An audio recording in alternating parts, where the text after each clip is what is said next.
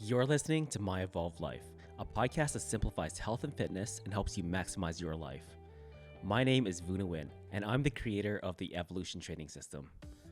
We're so lucky to be living in the information age, meaning it's easier than ever to access information and find answers to any questions you may have.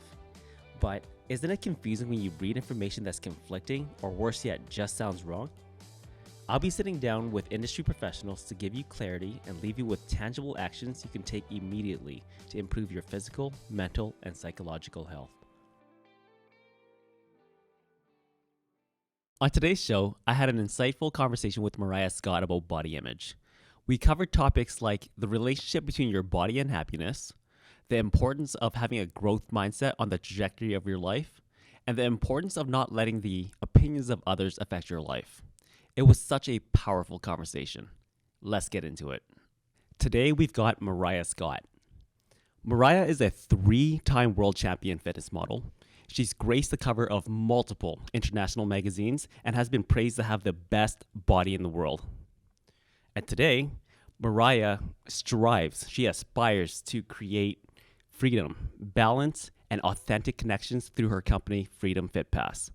But beyond all that, Miryah has an amazing story to share about happiness and confidence. Miryah, welcome to the show. Thanks so much for having me. I'm so excited for this. You really do have such an inspirational story. But before we really dive into that, let's back up a little bit. Let's talk about Miryah before the international spotlight. Where did your journey with fitness begin? And why and how did you decide to compete? Oh gosh. I would have to say I started working out pretty young. I was probably around 16 years old, and I tried out for a whole bunch of sports teams, and I kept getting cut for them because I had like no coordination. I can't catch, I can't throw, I can't do any of that. So I still wanted to be fit because I was hanging out with people that were active, and so I decided to take to the gym, and so I started working out at a really young age. And, I bought all the magazines, and I was self-taught, and I always had a gym membership. And that was it worked for a really, really long time. And I was just active that way until I hit about my mid-20s, and it didn't work anymore. I went from being a waitress where you're running around carrying things and a student to a full-time desk job with an expense account. And I gained about 30 pounds in 3 years. It was, the Donut Fridays. They weren't just one, there was like 3. There was sitting at a sedentary job all day long, going out for lunches, networking events, and then partying on the weekend. And I wasn't necessarily really happy. So I was filling my life with a bunch of short-term satisfactions, and it ended up leading to a lot of weight gain. And I was never like obese. My curves just got out of control. It got to a point where my girlfriends would invite me out, and I would say no to them, not because I didn't want to go, but because nothing in my closet fit. Even my Lulus wouldn't fit anymore. And I remember that was a time when the voices in my head were so, so loud that I would have constant headaches. I couldn't even hear myself think. And there was one voice, though, that it whispered, "You're going through this for a reason." And I think that was probably the voice that got me through, and the voice that inspired me to change. So, if you don't mind elaborating a little bit on those voices, namely for the reason that I want to share with the audience that even somebody who has hit a peak, at some point in time, she was at a very, very low point. So, aside from that one very, very positive voice that spoke to you, would you mind sharing some of the more negative message that you were kind of giving to yourself? I know, it's a tough one. This is a PG one, right? It is a PG one. rated, okay. Yes. Yeah. They were, there's a lot of voices saying I wasn't worthy, saying just, like, you don't deserve anything. You're not worthy. You're, oh gosh, I can't say them without dropping bombs. That's okay. They were hurtful. They were really hurtful, and just they were things I would never let a human say to me, but they were things that I would readily say to myself. And I feel like that's a huge gauge on what we allow. We will treat ourselves and say worse things to ourselves than we'll let others do, but that is a gauge of the treatment that we allow in our life. Yeah. They're pretty dark. Like, it's just the committee of jerks in your head. Actually, we don't have to go very much further than that. We are our own biggest critics. I mean, it's not so cliche. It is the absolute truth. Nobody is harder than us than we ourselves. Mm-hmm. So how did you go from being bombarded with these negative messages to deciding to take the grand stage and competing? Yeah, so it almost sounded like a crowd of yelling. I think that's why I can't determine what exactly it was. It was just this crowd of yelling so loud, and it almost sounded like hundreds of them. And it was that one voice, though, that I kind of held on to that gave me hope. And I started actually wanting to take control of my life again. I took before pictures. I hunted down a trainer. I remember I was at a gym, and I was still trying to work out, but I had no clue what I was doing. I thought I knew after years of reading the magazines, and I didn't. I couldn't get myself out, so I knew I needed help. And I picked this one trainer, and I'd been watching them for a while. I'd watched them with other people, and I really respected the kind of training that he did. Right. And it was a really neat story, actually. I called him, and I was like, I don't think you know who I am. And he's like, no, I know exactly who you are. And I was thrown back, and he's like, I've been waiting for your call. And he had a 6-month wait list. And he's like, you start Monday. And I said, okay, well, what can I do to, be ready for Monday? And he's like, go get The Secret. Remember the book, The Secret? Yeah. That, like, the whole push on the law of attraction and the big, it's when it kind of came out, right? Yeah. So we said, don't get the book, get the movie, and just watch it. And so before my session on Monday that weekend, I got the movie. And I remember bawling my face off watching that movie. And it had two sides to it. I was bawling my face off because I realized I had gotten myself there.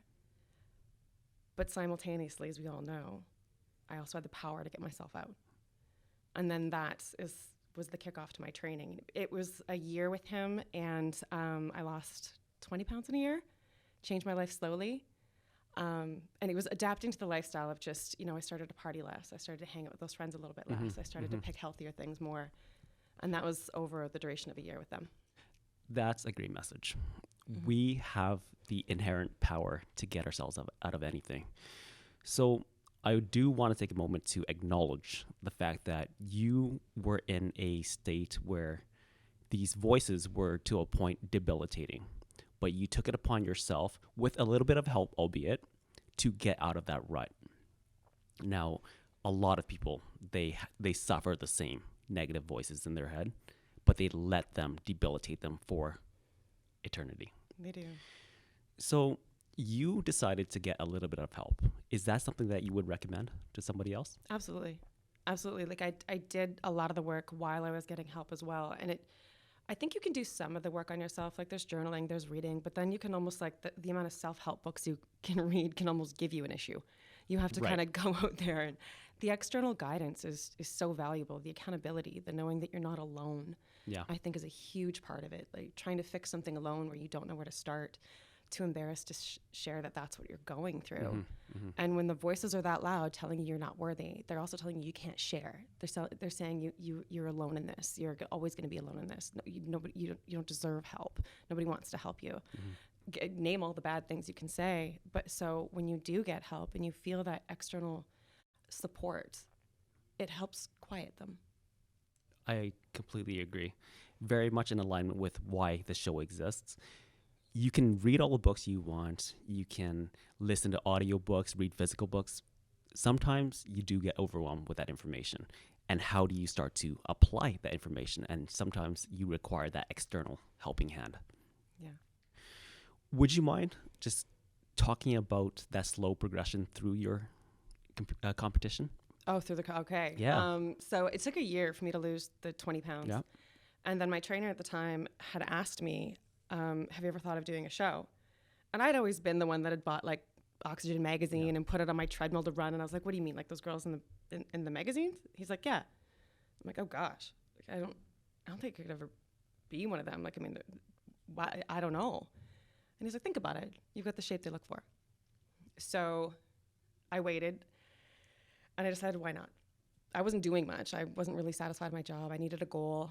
And so I had some extra time on my hands, and I just kind of took it on like that. Like, hey, I'll try this thing. Mm-hmm.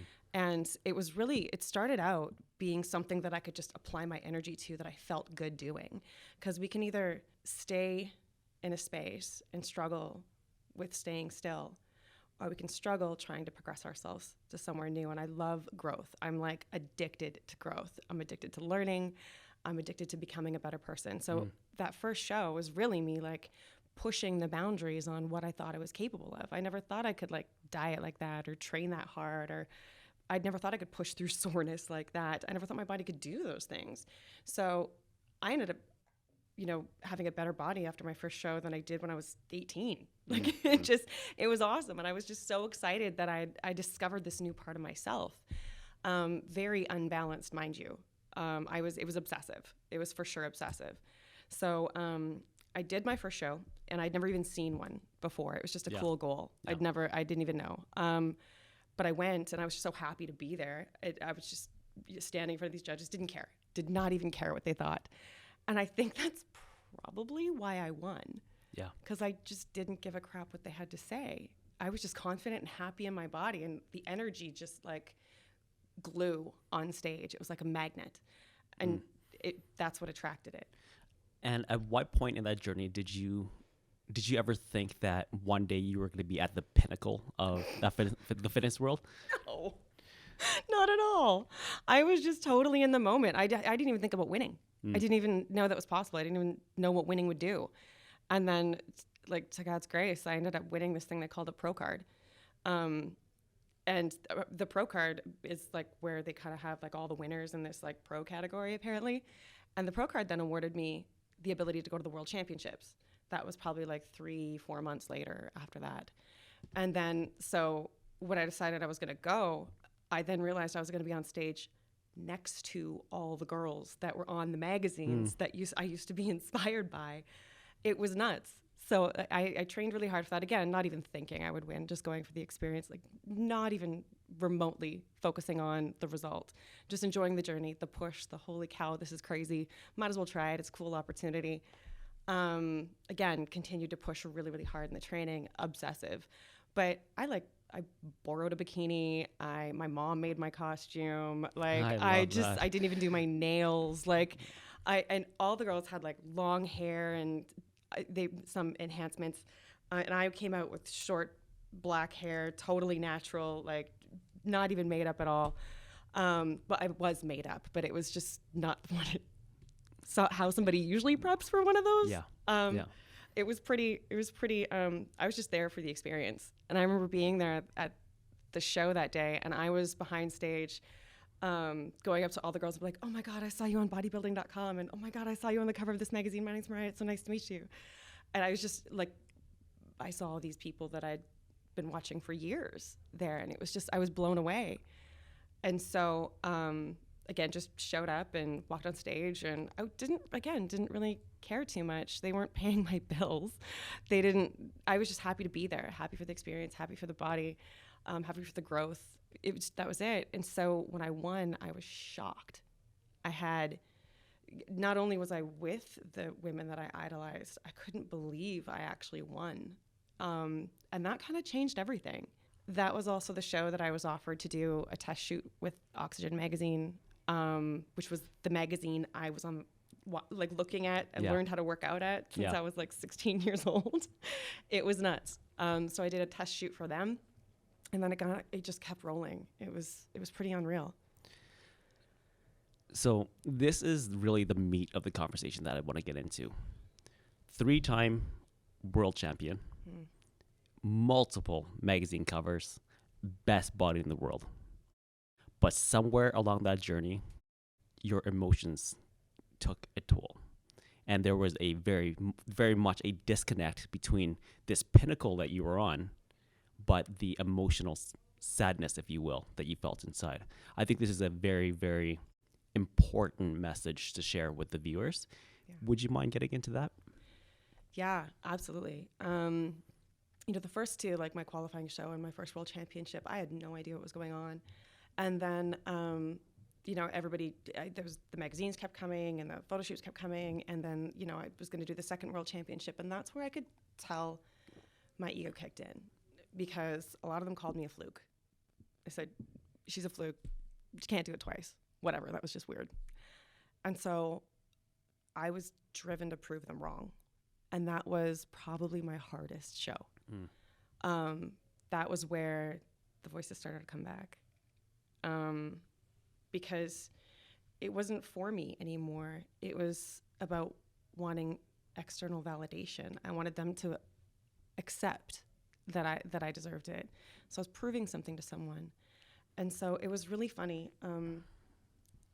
During that prep, I remember being overweight on my living room floor, crying because the voices in my head were so loud. And I remember prepping for a show being called Best Body in the World, alone on my living room floor, crying, both unhappy. One overweight, one best body in the world. I mean, the body didn't define my happiness. And that was the biggest struggle of a show that I ended up doing, because but it was beating that voice. It was finding a different reason that I think actually got me through. But it was such a huge lesson when the whisper before said, you're going through this for a reason. And then I heard that exact same thing again when I was at the pinnacle of my physicality. And it was the same feeling, lonely, depressed, sad. And the body had nothing to do with it. Right. Same feelings. If there is a single punchline in this conversation, it's that your body does not define your happiness. I mean, there is being happy with the way that you look is important, but it has nothing to do with having the best body in the world. Now, let's build off of that. Absolutely. After realizing that you were no longer happy, where did you go from there? Oh, okay. So I did a third one. Okay. Which was so I got through the second one, and of course, everyone was asking if I was going to do another and another.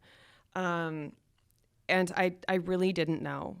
I think my family at that point was begging me not to, and they were seeing how much it was eroding my life. Like, my career was on pause, my relationships were on pause, dating was non-existent. Like, it just, none of that happened. The rest of my life was paused because it was tunnel vision only for the goal. And so when I had to decide if I was going to do another one, this ego fueled me so much in the second one, and it was so hard. It was not an enjoyable journey. And I promised myself at the beginning of the whole thing that if this ever became painful, hurtful, I'd stop. And so, beating some girl in England was not going to get me out of bed at 4:30 in the morning.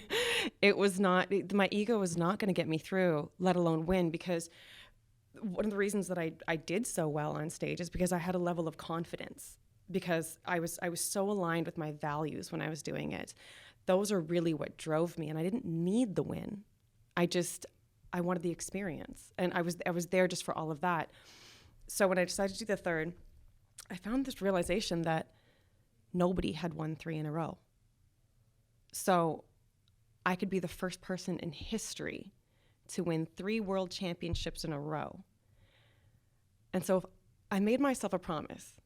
I literally promised myself that if I won 3, and I came into that industry as a no-name, completely mess it up, nothing like the mold that they ever saw. If I could win 3 world championships in a row, I promised myself I would leave, and I promised myself I would apply that to something else, because then that taught me that there's nothing in the world you can't do. And so that was the bigger part of what got me through. And you kind of know the spoiler alert, won the third one. And then I had to leave. And it was a whole mess after that. Leaving was really hard because I had to rediscover who I was. Right. I mean, when you leave something the world tells you you're the best at, undefeated at, who are you without it? Most of us don't even know who we are if they take away our Instagram accounts. Like, what if the thing you've existed to be your whole life, like, you don't know how to do anything besides it? Such is the world we live in today. Right? It is crazy. Yeah. Like, I'm just trying to come to grips with everything that you're telling me here. You are at the top of the world. I mean, in that world. in that world. That world. That's not the top of the No, world. certainly not. You're at the top of the fitness world. Mm-hmm. Yet you still cared so much what other people thought of you and your accomplishments, and you're a fluke, whatever. Mm-hmm. You already have the best body in the world, but it still wasn't good enough. But you got out of that. You decided that you wanted to do more with this experience. What that means is, even though you kind of went through a dark phase with this competition, you still learned. You took away some very, very valuable lessons. Which of those lessons would you say was the most important?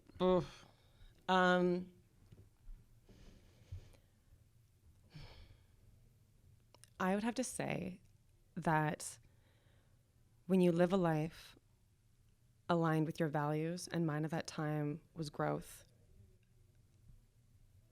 that there's nothing in the world you can't do. Yeah. And when you live a life that's in line with your values, that instills a confidence that is magnetic, that everybody around may want it, but if you just are organically attached to what's true to you, you can and be and do anything you want. I mean, it just plays in. All the things happen for you. It doesn't become hard. So whether it's getting, the body that you want, or starting a company, or getting in a relationship that you feel you're deserving of, if you're in line with what matters to you, like your true values, you're not affected by the external, Mm-hmm. then things just happen for you. Then the world just comes into play, and there's nothing you can't do. This is such an important story, Miryah. You, throughout the course of your life, so let's start with 16 to where you are today. You very much went through a roller coaster ride. And you probably still go through some of that roller coaster today. But the most important part of that, though, is the trajectory looks like this. Even though there are ups and downs, you're continuing to grow. That is something that we have to remember. We have to look back and remind ourselves, everybody has transgressions. Everybody has low points in their life, but you have to have that positive outlook. Sometimes it may need that external hand. Sometimes you may do it independently, but you have to realize that life is just an eternal journey of growth. Absolutely. I love it. That's such an important message. I'd agree. It never stops either, though. Like, does it? Like, I think No, it can't. Because like once you reach one, you want another one and another one and another one. So you're always constantly striving for growth, and we're always going to be like bumping up against these walls of lessons. They're just going to change faces. They're going to change phases. They're going to change, the outcome that you're hoping to get. I still go through a ton of different things trying for that growth. And sometimes I'll take 2 steps back and 1 step forward, or I'll mess up. And the challenges now are way different than back then. But I think going through that whole journey prepared me so much more than I ever knew at the time for what I'm going through now. They're so transferable. The important thing that I want the audience to understand is it's not just growth for growth's sake. Because you said it as well.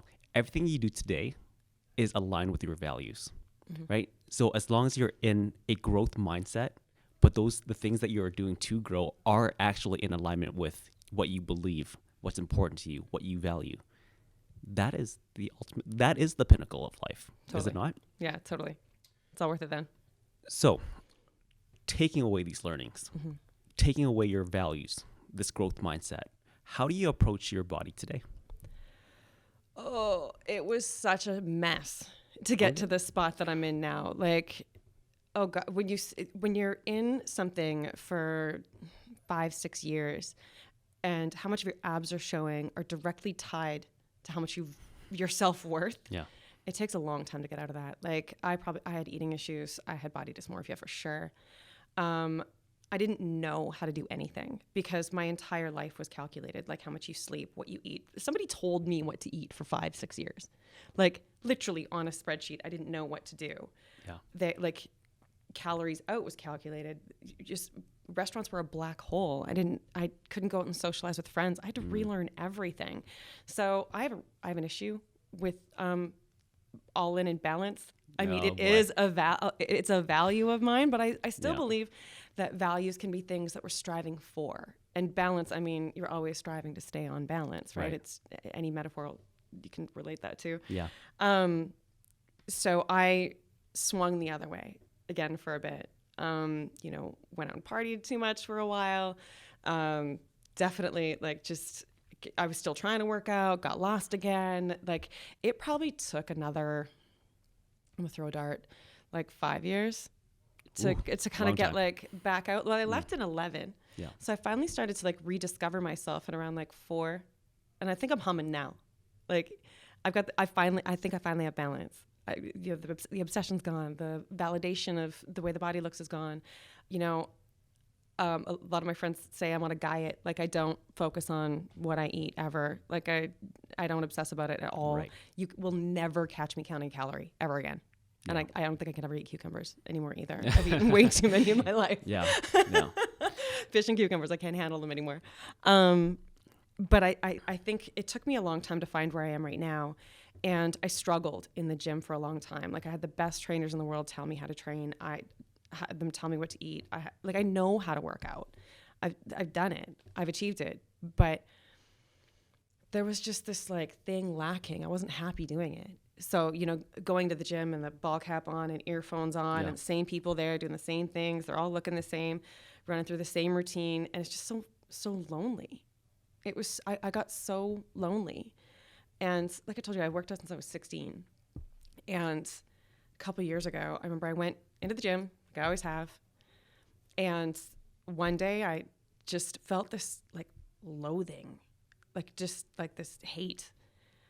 And I just did not want to be there. And then it happened again the next day. And then on the third day, I literally walked in with my gym bag and I was like, I can't do this shit anymore. I was like, I can't do this anymore. And so I just walked out. And for the first time, I'm like mid 30s now. So in like 20 years, I didn't have a gym membership. But I couldn't look at weights anymore. I couldn't do that. I couldn't do it anymore. But I knew I still needed to move. So I decided to try yoga. And I did because a friend said there was this like really hard one and it was this like hot yoga. And I knew I still needed a beast type workout because I was just a really high volume trainer. Absolutely. And so I started falling down the yoga rabbit hole and loved it, like absolutely loved it. And that only lasted so long until I realized that everything I've learned was you have to have variety to be able to keep your body progressing and to stop from plateaus. So I knew I wasn't getting my strength. I knew I wasn't getting my proper cardio. Like I wasn't getting HIIT training and high intensity training where my heart rate was high enough. So I started dabbling in a whole bunch of other classes. And then I started to feel the connection. The studios are great. You would just like walk in and you would know people. You would sweat together. I didn't feel like I was doing it alone. I had the guidance I wanted. And I started to look forward to it. And that's truly the space I found balance and what it inspired me to basically create Freedom Fit. I love it. I love it. So why don't we just take the opportunity to talk about Freedom Fit Pass? Yeah. I was faced with the problem that every month my membership would run out or my passes would run out somewhere. I would get frustrated and I didn't know whether to sign up again or go somewhere else, or I'd have passes and I didn't want to go there anymore. And I thought, this is ridiculous. Like businesses constantly have this like client acquisition, client retention issue, but the client wants niche. And why can't we have this variety? Like, why can't you go to yoga one day and then kickboxing the next and then spin the next or throw CrossFit in there or whatever kind of training you want? Like, that's really where you should be. And most experts in each discipline will tell you should do other modalities. I mean, you're an awesome trainer. Yeah. I don't need to speak to you. You can preach to that. Having the variety is so important to stop plateaus and have that balanced body. So I became obsessed. I became absolutely obsessed with it. And I saw other models that were out there. And based on like the research and everything that I knew about having routine and having variety and having the freedom, and I have studio owners that are my friends. And so I looked at the other model and I was like, this just doesn't vibe. So then next thing I knew, I was writing like a 40-page business plan, looking up websites, hiring lawyers to like write contracts, and Freedom Fit was born. And it was born because it's driven by three things you said at the beginning. So freedom to move to your mood however you feel. Balance. Again, doing balance in life, whether you want chocolate and wine and that's why you work out, whether you want to do, heavy weights and yoga the next, that balanced approach to active living. And the third one was authentic connection, because lonely, and let's go back to the story, lonely, overweight in my living room, lonely, undefeated world champ, lonely in the gym when I finally quit it. I wanted a space where people could authentically connect with one another. An hour with you, no phone, an hour for you to just give to you and be with a room, whether you're sweating together, whether you're alone and you need to do your thing, but you feel the energy of it. The authentic connection was such a huge part of it. And I also wanted it to mean more. So Freedom Fit only partners with locally owned businesses as a way of supporting our economy. So it gives people true fitness freedom while the confidence that they're supporting local, which means a lot to me. Yeah. I know that. It's great. Thanks. The concept of Freedom Fit Pass is something I really stand behind. I know that you're creating a great community. Let's go back to the audience for a sec. So this great service in Freedom Fit Pass exists. What happens or what would you say to the individual who is in their living room swarmed with negative thoughts in their head, whether it's about their body or their ability, what have you, and encourage them? Because one of the things that I say as a trainer is we all inherently know how important exercise is, but that knowledge isn't necessarily enough to provoke action because of the negativity and other reasons, other barriers. What would you say to that individual to encourage them? Ooh, that's a really good question. It's a big question. It's a huge, I don't think I've ever been asked that before, but wow, that's a really good one.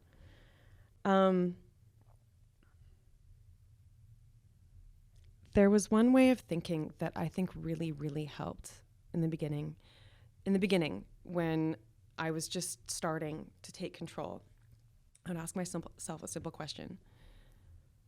Will this make me happy in the short term or in the long term? I love that. And it's just, it was so simple. And it sounds so dumb, but I would literally ask that with almost everything. Am I about to eat this? How am I going to feel when it's done? Am I about to skip this walk? How am I going to feel if I go or if I don't go?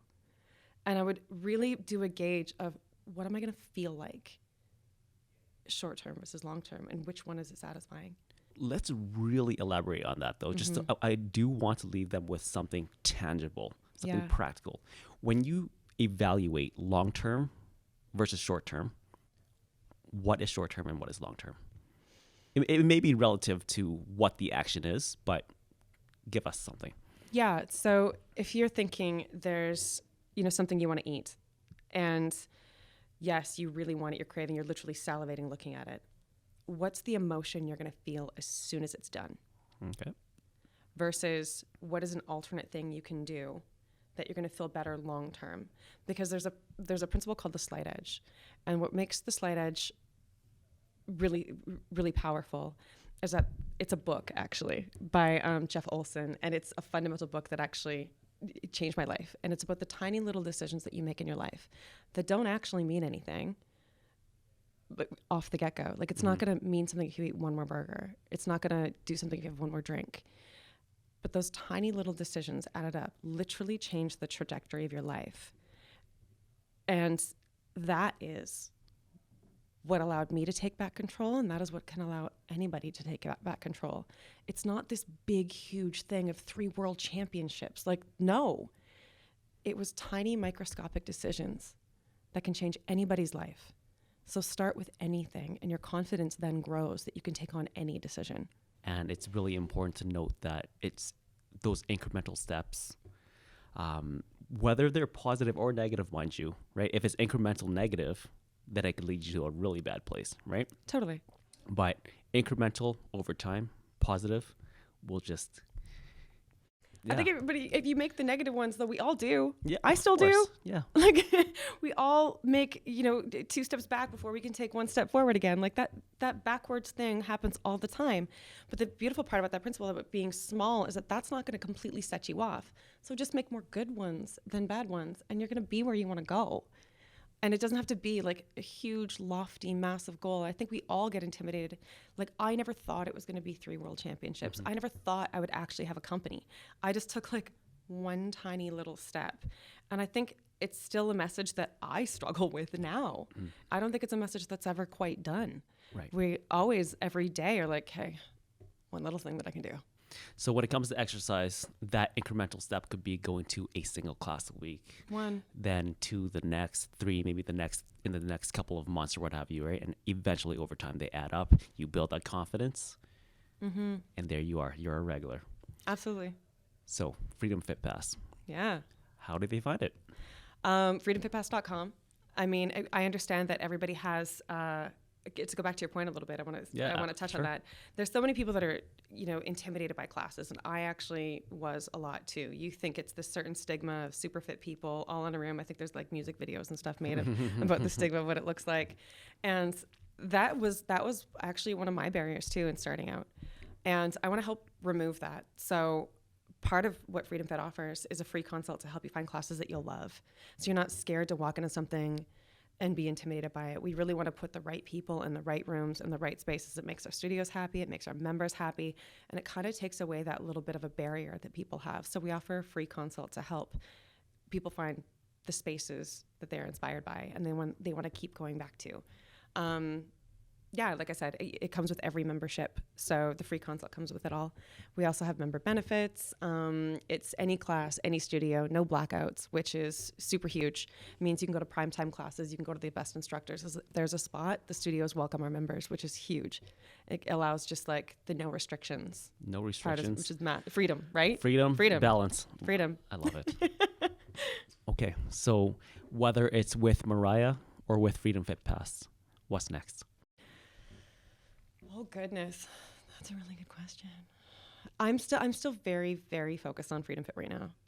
It is my baby. It is where competing was a goal that was about me, truthfully. Freedom Fit's not about me. It's about what I want people to feel and the gift that I want to give them and the freedom that I felt and how I want to empower others to feel the same way. To be inspired, to be motivated. And I'm just like on that goal right now. And it's kind of tunnel vision. It's my baby. So there's nothing wrong with that. No. And I think if it means anything, I think you're doing a great job. Thank you. You're going to continue to push on. The passion 100% shines through. Thank you. You really believe in what you're doing, and so do I. So thanks, Sue. I'm going to love this answer coming from somebody who was at the top of the fitness world. How would you define living an evolved life?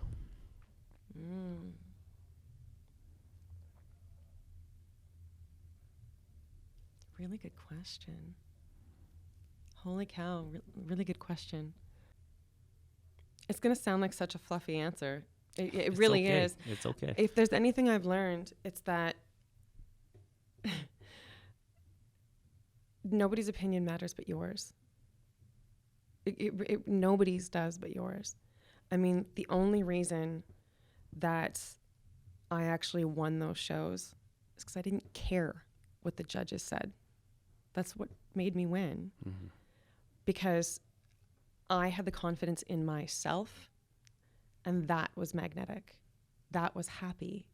And that is what people want to be around. That is what brings love and just the purpose of life. When you're vibing in a frequency that is so in tune with you, people want to vibe with you. Yeah. And so nobody's opinion matters but yours. So whether it's, I'm going to relate this to Freedom Fit, who gives a crap what anybody around in the class is doing? Who gives a crap what they're wearing or what they're doing? It's about you. That's all anybody cares about. If it's you want to chase the best body that you've ever had, awesome. But have it vibe with your why, not because your significant other wants you to look a certain way, or you're in the dating scene and you need to feel like you need to look a certain way. If you just chasing your goals because you want it, not because your parents think you should have a goal of being a doctor or a lawyer. It's got to be about you. Nobody's opinion matters. Just a phenomenal message. Live your life based on your values. Live your life for you.